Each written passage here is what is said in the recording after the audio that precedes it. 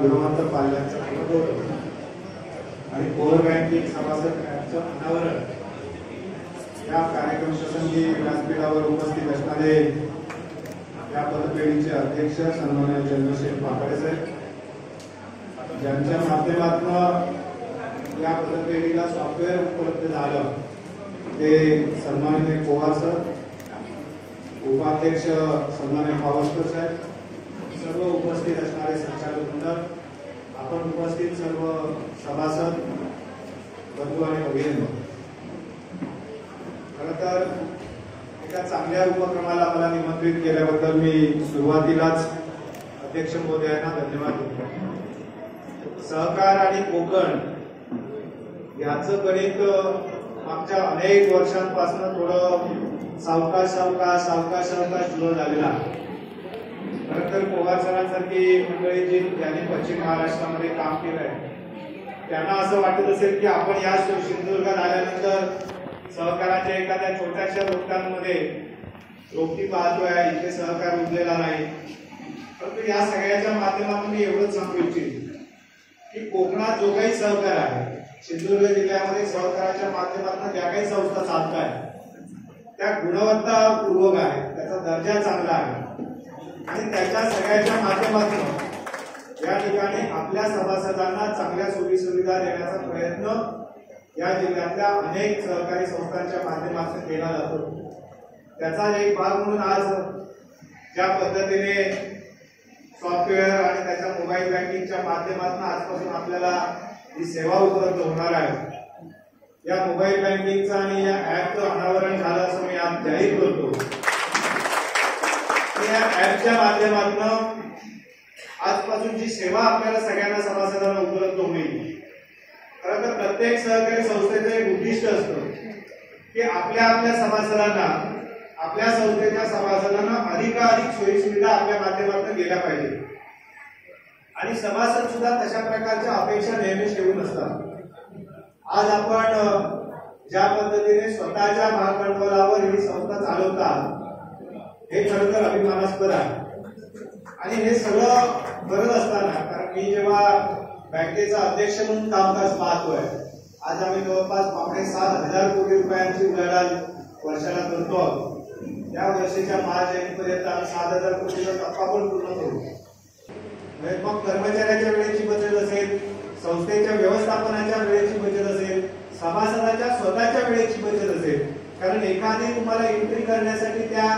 तालुक्याच्या ठिकाणी जाणं, तिथल्या खात्यात जाऊन ते पैसे भरणं, चलन भरणं, त्याची एंट्री घेणं, या सगळ्यामध्ये बहुतांशी वेळा अर्धा दिवस आपला वाया जातो। आता या सगळ्या गोष्टी ज्या आहेत त्या एका क्लिकवर होणार आहे आणि म्हणून डिजिटल बँकिंग सारखी सोयी सुविधा यासाठी आपल्याला उपलब्ध करून दिली, त्याबद्दल या सर्व संचालक मंडळाचं मी मनापासून अभिनंदन करतो की काळाबरोबर आपल्याला पळायला शिकलं पाहिजे। आता एआयचा जमाना आहे, म्हणजे आपण ज्यावेळी डिजिटल बँकिंग, कोर बँकिंग आज आम्ही जवळपास जिल्हा मध्यवर्ती बँकेमध्ये मागची 10 वर्ष वापरतो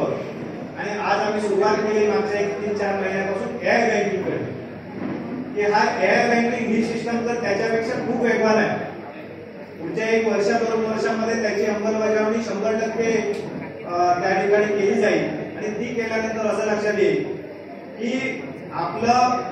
आणि सभासदाचं किंवा संस्थेच्या ग्राहकाचं, बँकेच्या ग्राहकाचं आणि बँकेच्या अधिकाऱ्याचं, कर्मचाऱ्याचं याचं कधीच स्वतः एकमेकांसमोर येणंच बंद होईल, परंतु अधिक वेगाने चांगली सर्व्हिस त्याला दिली जाईल। या सगळ्याच्या माध्यमातून एक गोष्ट आपल्याला आवर्जून सांगेल की व्यवस्थापनाचा खर्च निश्चितपणे वाचेल, कारण आपल्याला नेहमी ज्यावेळी आता तुम्ही या सगळ्या बँकिंग सिस्टम चालवताय, पतपेढी म्हणून काम करताय, त्यावेळी लक्षात येईल की व्यवस्थापन खर्चाचं नियंत्रण करणं हे आपल्यासाठी एक मोठं आव्हान या पुढच्या काळामध्ये आहे। कारण दिवसेंदिवस मार्जिन मनी जो आहे बँकिंग सेक्टर मधला हा दिवसेंदिवस कमी होत चाललेला आहे आणि तो याही पुढच्या काळात होणार आहे। कारण प्रत्येक ग्राहकाला असं वाटतं की मी जे काही 5 रुपये सुद्धा माझ्या पतपेढीमध्ये, माझ्या बँकेमध्ये ठेव म्हणून ठेवणार आहे त्याच्यामध्ये अधिकचं व्याज मिळालं पाहिजे, बाकीच्या बँकांपेक्षा जास्त माझ्या पतपेढीमध्ये मिळालं पाहिजे, तर मी ते पैसे तिथे गुंतवणार। आणि कर्जाच्या वेळी मात्र बरोबर उलटी भूमिका असते की इतर ठिकाणी जेवढं काही व्याज आहे त्याच्यापेक्षा कमी व्याज माझ्या पतपेढीने मला लावलं पाहिजे माझ्या कर्जावर। अशा प्रकारची भूमिका प्रत्येकाची असते आणि या सगळ्या अपेक्षा पूर्ण करत असताना व्यवस्थापनाचा खऱ्या अर्थाने मोठं त्यांच्या समोर एक आव्हान उभं राहतं, ज्याच्या माध्यमातून हे सगळे तुमचे अपेक्षा पूर्ण करणं, ग्राहकाच्या अपेक्षा पूर्ण करून सभासदाला समाधान देणं, या सगळ्या गोष्टी करत असताना निश्चितपणे त्याचं मार्जिन मनी हा दिवसेंदिवस कमी होतो आणि मग या मार्जिन मनी सुद्धा कमी झाला तर मग व्यवस्थापन कसं करायचं हे सुद्धा आव्हान बऱ्याच वेळा व्यवस्थापनासमोर उभं राहतं आणि या आव्हानाला सगळ्यात चांगलं उत्तर हे डिजिटल बँकिंग आहे, कोर बँकिंग आहे आणि म्हणून आज चांगल्या एका युगाला आपण सुरुवात केली आहे, चांगल्या सेवेला आपण सुरुवात केली आहे, त्याबद्दल आपल्या सगळ्यांना मी मनापासून शुभेच्छा देतो, ग्राहकांनाही शुभेच्छा देतो, सर्व सभासदांनाही शुभेच्छा देतो की या सगळ्या सेवा सुविधांचा उपयोग आपण चांगल्या पद्धतीने करा। आपला प्रत्येक ट्रान्झॅक्शन हे आपल्या सहकारी संस्था माध्यमातून झालं पाहिजे। तुम्ही गुंतवलेला प्रत्येक रुपया याच जिल्ह्यात काही ना काही कारणास्तव वापरला जातो, परंतु ज्यावेळी तुम्ही नॅशनलाइज बँकांमध्ये ही गुंतवणूक करता, ज्यावेळी तुम्ही अन्य कुठल्या तरी खासगी बँकांमध्ये ही गुंतवणूक करता, त्यावेळी आपल्या सगळ्यांच्या माहितीसाठी सांगतो, कारण शेवटी आपण शिक्षक आहात, आपल्याला या गोष्टीची माहिती सुद्धा खरं तर असली पाहिजे की आपण ज्यावेळी नॅशनलाइज बँका आणि प्रायव्हेट बँकांचा ज्यावेळी आढावा घेतो जिल्हा म्हणून, त्यावेळी असं लक्षात येतं की 100 रुपये जर डिपॉझिट त्यांच्याकडे जमा झालं तर त्याच्यातले 20 रुपये हे फक्त जिल्ह्यामध्ये वितरित केले जातात आणि वरचे 80 रुपये हे जिल्ह्याबाहेरच्या कर्जासाठी किंवा त्यांच्या वेगवेगळ्या ब्रांचेसच्या, जिल्ह्याबाहेरच्या, राज्याबाहेरच्या ब्रांचेसच्या माध्यमातून ही मोठी कर्ज देण्यासाठी वगैरे वापरले जातात। याचा अर्थ असा आहे की आपल्या जिल्ह्यातला पैसा, आपल्या जिल्ह्यातली ठेव ही दुसऱ्या जिल्ह्याच्या किंवा दुसऱ्या भागाच्या, भले ती आपल्या देशाच्या प्रगतीसाठी लागत असेल परंतु दुसऱ्या भागाच्या प्रगतीसाठी ती वापरली जाते। किंबहुना अशा प्रकारचा प्रयत्न जर आपण सगळ्यांनी केला, या जिल्ह्यातल्या प्रत्येक जिल्हावासियांनी ही भूमिका घेतली की माझा रुपया सुद्धा या जिल्ह्यातच वापरला गेला पाहिजे आणि मी जे काही करेन हे माझ्या या जिल्ह्यातच उभं करेन, तेव्हा खऱ्या अर्थाने आपल्या जिल्ह्यामध्ये रोजगाराचे जे काही आज प्रश्न उभे दिसत आहेत ते प्रश्न निकाली लागताना आपल्याला निश्चितपणे दिसतील। कारण उद्योग व्यवसाय उभे राहण्यासाठी या जिल्ह्यातलाच माणूस पुढे आला पाहिजे, ज्या जिल्ह्यातल्या उद्योग व्यवसाय उभारणीसाठी जो उद्योजक पुढे येईल, मग तुमची पुढची पिढी असेल, आज तुम्ही कदाचित शिक्षक म्हणून काम करताय, तुमची प्रत्येक मुलं मुले प्रत्येक जणच काही शिक्षक होतील असं सांगता येत नाही, त्याच्यातले काही जण उद्या चांगल्या व्यवसाय उभारणीसाठी सुद्धा पुढे येऊ शकतील, काही जण डॉक्टर होतील, काही जण इंजिनियर होतील, काही जण चांगल्या कुठला तरी व्यवसाय उभारतील। मग यांच्यासाठी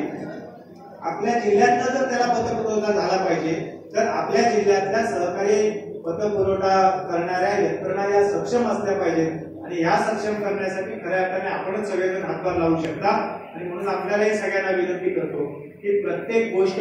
ही सहकार्याच्या माध्यमातून, सहकारी संस्थांच्या माध्यमातून आपण करण्यासाठी सगळ्यांनी कटिबद्ध राहूया। आपण या पतसंस्थेने जे काही